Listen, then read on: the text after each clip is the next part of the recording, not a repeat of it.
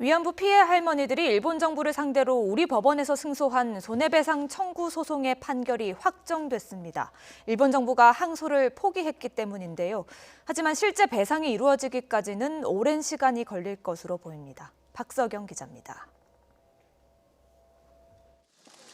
지난 8일 서울중앙지방법원은 고 배춘희 할머니 등 위안부 피해자 12명이 일본 정부를 상대로 낸 손해배상 청구 소송에서 할머니들의 손을 들어줬습니다.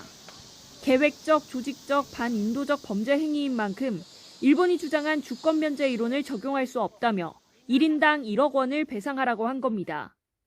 민사소송법상 판결 불복을 위한 항소는 판결서가 송달된 날부터 2주 안에 해야 합니다. 하지만 일본 정부는 이 기간까지 항소장을 내지 않았고 국내 첫 위안부 피해 배상 판결은 1심 그대로 확정됐습니다. 판결이 확정되자 모테기 도시미스 일본 외무상은 국제법에 명백히 반한다며 한국 정부 주도의 시정을 요구하는 담화를 발표했습니다.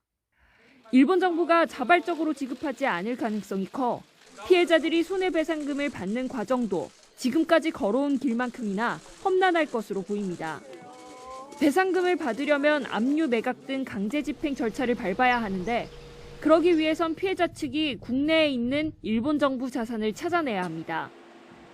다만 주한 일본 대사관 등의 자산은 외국 공관에 대한 불가침을 정한 빈협약의 보호를 받아 압류가 어려운 현실입니다.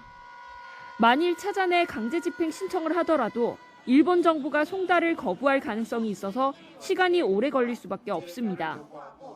결국 강제 집행보다는 대화를 통해 일본 정부가 판결에 승복하고 피해자들에게 사죄하는 게 우선이라는 의견도 나옵니다.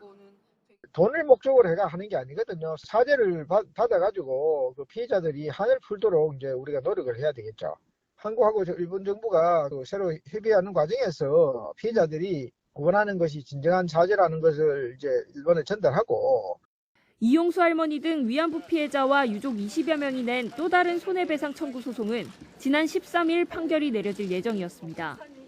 하지만 이번 판결 이후 재판부는 추가 심리 필요성이 있다고 보고 다음 달 다시 변론 기일을 잡으며 판결을 연기한 상태입니다.